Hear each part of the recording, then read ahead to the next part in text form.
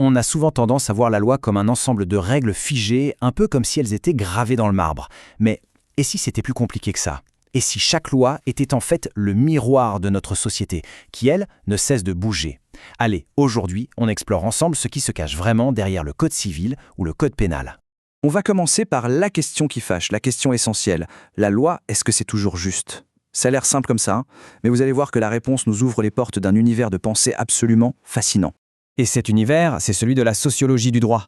Son but, nous faire comprendre que la loi, ce n'est pas juste un truc abstrait qui tombe du ciel. Non, c'est une création bien humaine, qui naît et qui vit au cœur même de nos interactions sociales. Alors concrètement, qu'est-ce que ça veut dire un fait social? Eh bien, ça signifie que la loi n'est pas juste un texte dans un livre. La loi est vivante, elle respire au rythme de la société. Prenez les lois sur le mariage, par exemple. Elles ont complètement changé au fil du temps. Pourquoi? Pas parce que la logique juridique a changé, mais parce que notre vision de la famille et du couple a évolué. C'est la société qui a bougé et le droit a suivi.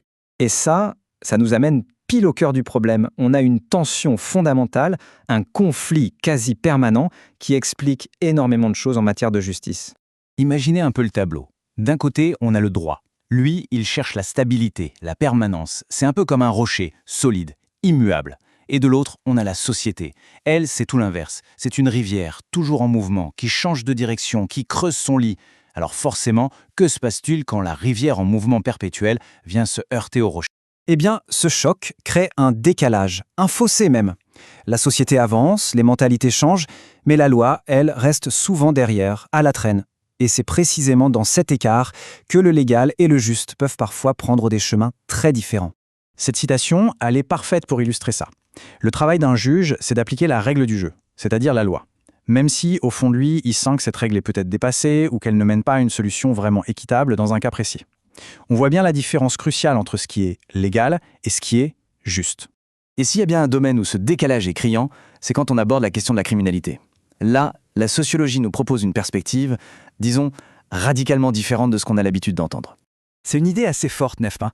Plutôt que de voir le crime comme un simple choix personnel, un acte de malveillance pure, la sociologie nous dit « Attendez, regardons le contexte. La pauvreté, l'exclusion sociale, le manque d'éducation. Et si tout ça, ce n'était pas juste des excuses, mais une partie de la recette qui fabrique la délinquance? Ça change tout. Ça voudrait dire que la société n'est pas seulement la victime du crime, mais qu'elle a aussi sa part de responsabilité dans sa création. Et logiquement, si notre regard sur le crime évolue, notre façon d'y répondre doit évoluer aussi. La punition, ce n'est pas une vérité absolue gravée dans le marbre, c'est un outil social qu'on a modifié et adapté sans cesse au fil des siècles. Autrefois, la punition, c'était un spectacle. On s'attaquait au corps, en public. L'objectif était clair, terroriser pour dissuader.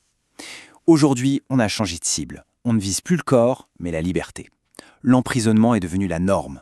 C'est une approche différente, plus discrète, on va dire, pour assurer l'ordre social. Ok, donc si on résume, la loi a du mal à suivre le rythme de la société et notre vision du crime est bien plus complexe qu'on ne le pense. Tout ça nous amène à une question encore plus profonde. Si la loi a autant de limites, à quoi sert-elle vraiment? On a souvent ce réflexe de penser que si les gens ne respectent pas la loi, c'est par pure méchanceté.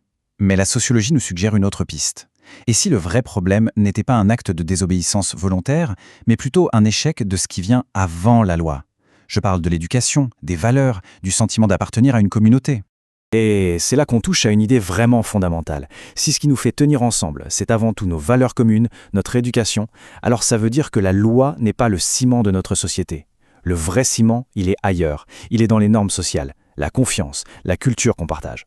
Autrement dit, la loi, ce n'est pas le moteur qui fait avancer la société au quotidien, c'est plutôt la roue de secours. C'est le plan d'urgence qu'on active quand les vrais piliers de l'ordre social, comme le respect, l'éducation ou la confiance, se sont effondrés. Elle intervient quand tout le reste a déjà échoué. Ce qui nous laisse avec une dernière question, et pas des moindres. Si la loi n'est que le plan B, alors c'est quoi notre plan A? Quelle est cette force, souvent invisible, qui nous permet de vivre ensemble au jour le jour? La réponse à cette question, c'est peut-être la clé pour comprendre non seulement le droit, mais aussi plus profondément qui nous sommes en tant que société.